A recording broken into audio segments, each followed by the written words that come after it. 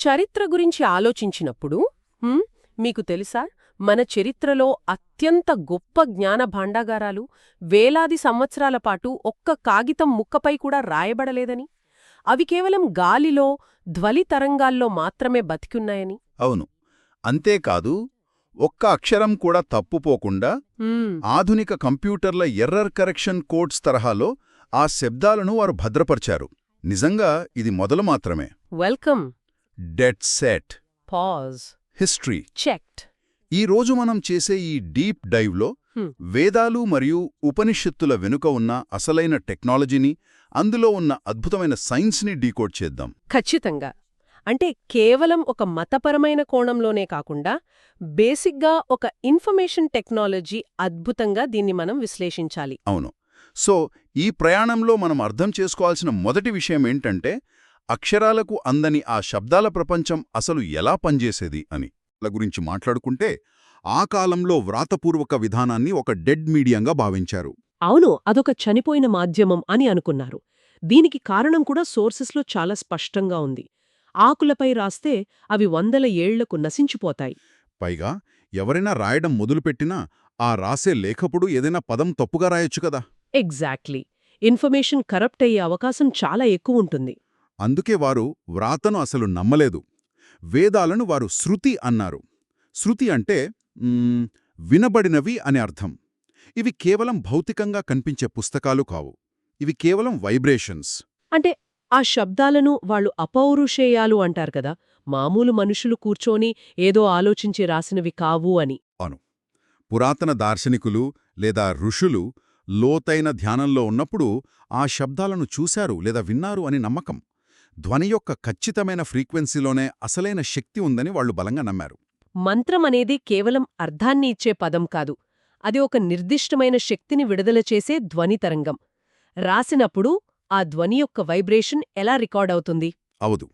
అందుకే వారు కేవలం టెక్స్ట్ ఫైల్ని కాకుండా, ఆధునిక భాషలో చెప్పాలంటే ఆడియో ఫైల్ని, దాని ఫ్రీక్వెన్సీని కూడా యథాతథంగా భద్రపరచాలనుకున్నారు. కానీ ఏ డిజిటల్ డివైస్ లేకుండా ఇదెలా సాధ్యం? వందలేళ్లపాటు ఎవరూ ఒక్క అక్షరం కూడా మర్చిపోకుండా ఉండటం ఎలా కుదురుతుంది? ఇక్కడే వాళ్ళ జీనియస్ బయటపడుతుంది. వాళ్ళు దీనికోసం ఒక అల్గారిథంని సృష్టించారు. క్రమపాట, జటపాట మరియు ఘనపాట అనే పఠన శైలులు అవే. ఈ ధనపాట అంటే ఏంటో కొంచెం డీటెయిల్గా చెప్తారా? ఇదొక సంక్లిష్టమైన గణితశాస్త్ర పజిల్ లాంటిది. ఉదాహరణకు, ఒక వాక్యంలో ఏ, బి, సి అనే 3 పదాలున్నాయనుకోండి. మనం మామూలుగా ఏ, బి, సి అని చదువుతాం. రైట్, స్ట్రీట్గా చదువుతాం. కానీ ఘనపాటలో అలా కాదు. వాళ్ళు దానిని ఒక గంట ఆకారపు లయలో చదువుతారు. అంటే ముందుగా ఏబి, తర్వాత వెనక్కి బిఏ. ఓహో, వెనక్కి కూడానా? అవును. మళ్లీ ముందుకు ఏబిసి, తర్వాత మళ్లీ వెనక్కి సిబిఏ, చివరగా మళ్లీ ముందుకు ఏబిసి. ఇలా ఒక లూప్ లాగా పాడుతారు. అమేజింగ్. అంటే ఎవరైనా ఒక వ్యక్తి బి అనే పదాన్ని మర్చిపోయినా లేదా పొరపాటున వేరే పదం పలికినా ఈ వెనక్కి ముందుకు చదివే లూప్లో వెంటనే ఆ తప్పు తెలిసిపోతుంది. ఖచ్చితంగా. లయ పూర్తిగా దెబ్బతింటుంది కాబట్టి ఎర్రర్ ఆటోమేటిక్గా దొరికిపోతుంది. మనం డిజిటల్ డేటా పంపినప్పుడు వాడే ఎర్రర్ కరెక్షన్ కోడ్స్ లేదా చెక్ సమ్స్ పనిచేసేది కూడా ఇదే సూత్రంపైనే. ఈ విధానం వల్లే 3000 సంవత్సరాలుగా ఒక్క మిల్లీమీటర్ తేడా లేకుండా ఆ ధ్వని తరంగాలు ఇప్పటికీ నిలిచి ఉన్నాయి. సో ఈ ఇన్ఫర్మేషన్ నెట్వర్క్ ఆనాటి జ్ఞానాన్ని 4 ప్రధాన స్తంభాలుగా నిలబెట్టింది. అవే మనం అనుకునే 4 వేదాలు. అందులో మొదటిది ఋగ్వేదం. ఇండో యూరోపియన్ చరిత్రలో అత్యంత పురాతనమైనది ఇదే కదా? అవును. ఇందులో అగ్ని, ఇంద్ర మరియు సోమదేవుళ్ల గురించి 1128 శ్లోకాలున్నాయి. ఇక్కడ సోమ గురించి ఒక ఆసక్తికరమైన పాయింట్ ఉంది. నేను కూడా చదివాను. సోమ అనేది ఒక పవిత్రమైన మొక్క అని, అది ఒక రకమైన ఆధ్యాత్మిక పారవశ్యాన్ని లేదా సైకిడెలిక్ అనుభూతిని ఇస్తుందని సోర్సెస్ చెబుతున్నాయి. రైట్? కరెక్ట్. మనిషి స్పృహను అంటే కాన్షియస్నెస్ని ఎక్స్పాండ్ చేయడానికి వాడిన తొలి పద్ధతుల్లో ఇదొకటి. ఇక సామవేదం విషయానికొస్తే ఇది ఋగ్వేద శ్లోకాలకు సంగీత రూపం. అంటే భారతీయ శాస్త్రీయ సంగీతానికి రాగాలకు మూలం సామవేదంలోనే ఉందన్నమాట. అవును. మూడవది యజుర్వేదం. యజ్ఞాలు చేసేటప్పుడు ఏ సమయంలో ఏం చేయాలి, ఏ మంత్రాలు గుసగుసగా చెప్పాలి అనేది ఒక థియేటర్ డైరెక్షన్స్ లాగా ఇందులో ఉంటుంది. మరి సామాన్యుల జీవితం సంగతేంటి? వాళ్ల గురించి ఎక్కడా లేదా? ఉందండి. అదే అథర్వవేదం. ఇందులో కేవలం పెద్ద పెద్ద ఫిలాసఫీలే కాదు, జ్వరాలకు వాడే మందులు, ప్రేమ కోసం మంత్రాలు, పశువుల రక్షణ, ఇలా దైనందిన జీవితంలోని ఆశలు, భయాలు అన్నీ రికార్డయ్యాయి. చాలా ప్రాక్టికల్గా ఉంది. ఇంకో విషయమేంటంటే, ఈ తొలి వేదకాలంలో దేవాలయాలు, విగ్రహాలు లాంటివి ఏమీ లేవు కదా. ఏమీ లేవు. వాళ్ళు నేరుగా ప్రకృతి శక్తులతోనే కనెక్ట్ అయ్యారు. ఇక్కడ నేనొక విషయం అడగాలి. పురాతన మతగ్రంథాలు అనగానే అన్ని కఠినమైన నియమాలుంటాయని, అందులో రాసిందే వేదవాక్యో అని, దాన్ని ఎవరూ ప్రశ్నించకూడదని ఒక మూసధోరణి ఉంటుంది కదా. చాలామంది అలానే అనుకుంటారు. కానీ ఈ సోర్సెస్ చూస్తుంటే ఇక్కడ స్వేచ్ఛ ఆలోచనలకు, ఫ్రీ థింకింగ్కి చాలా స్పేస్ ఉన్నట్లనిపిస్తోంది. ఋగ్వేదంలోని నాసదీయ సూక్తం దీనికి ఒక గొప్ప ఉదాహరణ. అవును, నాసదీయ సూక్తం యొక్క డెప్త్ నిజంగా ఆశ్చర్యపరుస్తుంది. అది విశ్వం పుట్టుకనే ఒక రేంజ్ సందేహవాదంతో, అంటే రాడికల్ స్కెప్టిసిజంతో ప్రశ్నిస్తుంది. అది ఎలా మొదలవుతుందంటే, అప్పుడు అసలు ఉనికి లేదు, శూన్యమూ లేదు, మృత్యువు లేదు, అమరత్వమూ లేదు అని. అవును, అలా సృష్టికి ముందున్న స్థితిని వివరిస్తూ చివరకు ఒక అద్భుతమైన ప్రశ్న వేస్తుంది. ఈ సృష్టి ఎలా జరిగిందో ఎవరికి తెలుసు? ఆకాశంలో ఉన్న సృష్టికర్తకు తెలిసి ఉండొచ్చు, లేదా బహుశా ఆయనకు కూడా తెలియదేమో అని ముగుస్తుంది. బహుశా ఆయనక్కూడా తెలియదేమో అని ఒక పవిత్ర గ్రంథంలో రాయడం చిన్న విషయం కాదు. దీన్ని కాస్మిక్ అజ్ఞేయవాదం అంటారు. దేవుడి ఉనికిని గుడ్డిగా నమ్మకుండా ప్రశ్నించే ధైర్యం అప్పట్లోనే ఉందన్నమాట. ఆలోచనల్లోనే కాదు, సామాజిక నిర్మాణంలో కూడా మనం అనుకునే చాలా అపోహలను ఈ వేదాలు బ్రేక్ చేస్తున్నాయి. ఖచ్చితంగా. చరిత్ర అనగానే అది పురుషుల కోణంలోనే రాసి ఉంటుందని, అంతా పితృస్వామ్యమే అని ఒక బలమైన అభిప్రాయముంది. కానీ ఋగ్వేదంలో 27 మంది మహిళా దార్శనికులున్నారు తెలుసా? వాళ్ళని ఋషికలు అంటారు. అవును, ఘోష, మైత్రేయి లాంటి వారు పురుషులతో సమానంగా తత్వశాస్త్ర చర్చల్లో పాల్గొన్నారు. బృహదారణ్యక ఉపనిషత్తులో గార్గి అనే మహిళా దార్శనికురాలు ఆ కాలంకు గొప్ప తత్వవేత్త అయిన యాజ్ఞవల్క్యుణ్ణి నిండు సభలో ప్రశ్నలతో నిలదీసింది. ఆ వాదన చదివితే ఆనాటి సమాజంలో మహిళలకు ఎంత బౌద్ధిక స్వేచ్ఛ ఉండేదో అర్థమవుతుంది. మేధోపరమైన స్వేచ్ఛతో పాటు శాస్త్రీయమైన పురోగతి కూడా అనూహ్యమైన స్థాయిలో ఉంది. ముఖ్యంగా మ్యాథమెటిక్స్లో కదా. అవును, గ్రీకు తత్వవేత్త పైథాగోరస్ గురించి మనమందరం చదువుకున్నాం. కాని ఆయనకంటే ఎన్నో వందల ఏళ్ల ముందే వేదకాలపు శుల్బ సూత్రాలలో పైథాగోరియన్ సిద్ధాంతం ప్రస్తావన ఉంది. వావ్! దేనికోసం వాడారు దాన్ని? డేగా లేదా తాబేలు ఆకారంలో ఉండే అత్యంత సంక్లిష్టమైన అగ్నివేదికలను నిర్మించడానికి వారు అడ్వాన్స్డ్ జామెతిని ఉపయోగించారు. కోణాలు, స్క్వేర్ రూట్స్ చాలా ఖచ్చితంగా లెక్కించారు. ఇలాంటి అడ్వాన్స్డ్ మ్యాథ్స్, ఖగోళశాస్త్రం చూసినప్పుడు ఒక పెద్ద ప్రశ్న వస్తుంది. చరిత్రకారులు చెబుతున్నట్లు ఈ గ్రంథాలు కేవలం 1500 BCE నాటివేనా అని. ఇక్కడే ఒక పెద్ద డిబేట్ ఉంది. అవును, ఎందుకంటే శాటిలైట్ ఇమేజెస్ మరియు జియోలాజికల్ డేటా ప్రకారం సరస్వతీ నది సుమారు 1900 BCE ప్రాంతంలో పూర్తిగా ఎండిపోయిందని మనకు తెలుసు. రైట్. కాని వేదాలలో ఆ నది ఎంతో ప్రవాహంతో పర్వతాల నుండి సముద్రంలో కలుస్తున్నట్లు చాలా స్పష్టంగా వర్ణించారు. నది 1900 BCEకే ఎండిపోతే 1500 BCEలో ఆ నది ప్రవాహం గురించి ఎలా పాడుకుంటారు? ఈ పాయింట్ అకాడమిక్ వరల్డ్లో ఒక పెద్ద టెన్షన్కు దారితీసింది. ఇక్కడ మనం రెండు వైపులా ఉన్న వాదనలు చూడాలి. పాశ్చాత్య భాషావేత్తలు సంస్కృత భాషా పరిణామం ఆధారంగా ఇవి 1500 నుండి 1200 BCE నాటివి అని గట్టిగా వాదిస్తారు. అంటే లింగ్విస్టిక్స్ ప్రకారం. అవును. కాని మరోవైపు భారతీయ పండితులు వేదాలలో పేర్కొన్న నక్షత్రాల అమరికను, ఆస్ట్రోనామికల్ డేటాను బెట్టి చూస్తే ఇవి కనీసం 4000 BCE నాటివని చెబుతారు. సరస్వతీ నది జియాలజీ కూడా ఈ వాదనకే బలమిస్తుంది. ఈ డిబేట్లో మనం ఎవరి పక్షం వహించాల్సిన అవసరం లేదు. కాని భాషాశాస్త్రం చెబుతున్న సాక్ష్యాలు, ఖగోళ మరియు భౌగోళిక శాస్త్రాలు చెబుతున్న సాక్ష్యాలు పూర్తి భిన్నమైన దిశలను చూపిస్తున్నాయి. ఖచ్చితంగా. అయితే కాలక్రమంలో ఈ సమాజంలో ఒక పెద్ద షిఫ్ట్ చోటు చేసుకుందని ఈ సోర్సెస్ స్పష్టంగా వివరిస్తున్నాయి. ఆ అరణ్య విప్లవం గురించే కదా మీరు చెప్పేదు? అవునండి. 800 BCE ప్రాంతానికి వచ్చేసరికి కేవలం అగ్నివేదికలు, బయట చేసే యజ్ఞాల పట్ల అన్వేషకుల్లో ఒక రకమైన అసంతృప్తి మొదలైంది. కర్మకాండల నుండి జ్ఞానాన్ని వెదికే అన్వేషణకు మారారు. గ్రామాలలోని యజ్ఞవాటికలను వదిలి అడవులకు వెళ్లారు. ఎగ్జాక్ట్గా. ఈ అంతర్గత అన్వేషణే ఉపనిషత్తులకు దారితీసింది.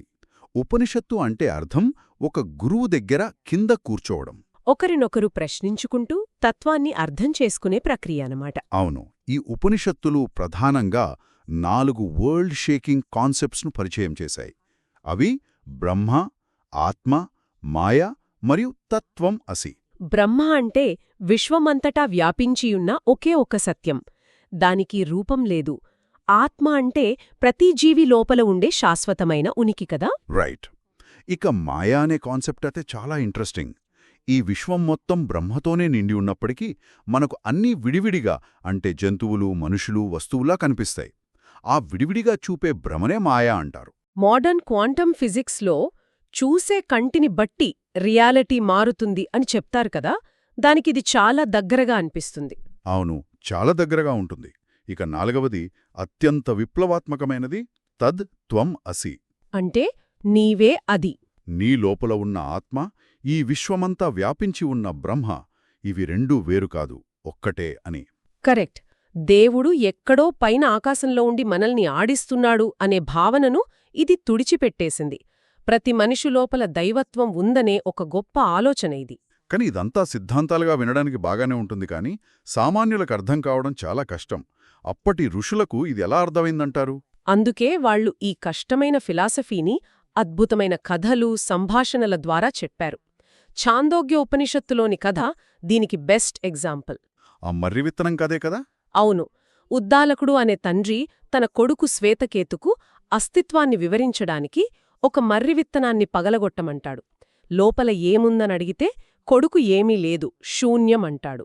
అప్పుడు తండ్రి అంటాడు, ఆ కంటికి కనిపించని శూన్యం నుంచే ఇంత అపారమైన మర్రిచెట్టు వచ్చింది. ఈ విశ్వం మొత్తం కూడా అలాంటి ఒక కంటికి కనిపించని శక్తినుంచే వచ్చింది. ఆ శక్తివి నువ్వే అని. ఎంత పవర్ఫుల్ మెటాఫర్ కదా అది. అలాగే కఠోపనిషత్తులోని నచికేతుడి కథ కూడా చాలా బావుంటుంది. మరణం తర్వాత ఏముందో తెలుసుకోవడానికి ఏకంగా యముడి దగ్గరికే వెళ్తాడు ఆ బాలుడు. అప్పుడు యముడు రథం రూపకం ద్వారా ఆత్మను వివరిస్తాడు. మన శరీరం ఒక రథమని, ఆత్మ అందులో కూర్చున్న ప్రయాణికుడని. అవును, మన బుద్ధి రథసారథి, మన మనసు కళ్ళెం, పంచేంద్రియాలే ఆ రథానికి కట్టిన గుర్రాలు. బుద్ధి అనే సారథి కళ్ళెం పట్టుకుని గుర్రాలను సరిగ్గా నడిపిస్తేనే ఆత్మ గమ్యాన్ని చేరుకుంటుంది అని చాలా సైకలాజికల్ డెప్త్తో చెప్తాడు.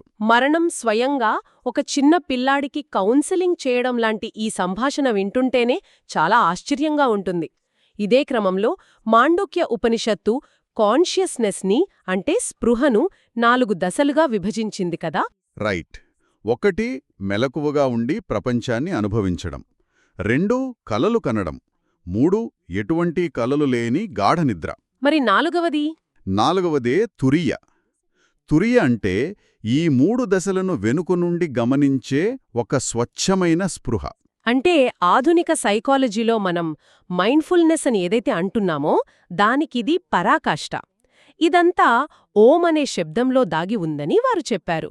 ఆ, ఊ, మా అనే శబ్దాల తర్వాత వచ్చే ఆ నిశ్శబ్దమే తురియ స్థితి. అవునండి. భారతదేశ అరణ్యాల్లో పుట్టిన ఈ లోతైన విశ్లేషణ శతాబ్దాల తర్వాత ఆధునిక ప్రపంచాన్ని, ముఖ్యంగా పశ్చిమ దేశాల ఆలోచనా విధానాన్ని పూర్తిగా మార్చేసింది అనడంలో ఎలాంటి సందేహం లేదు.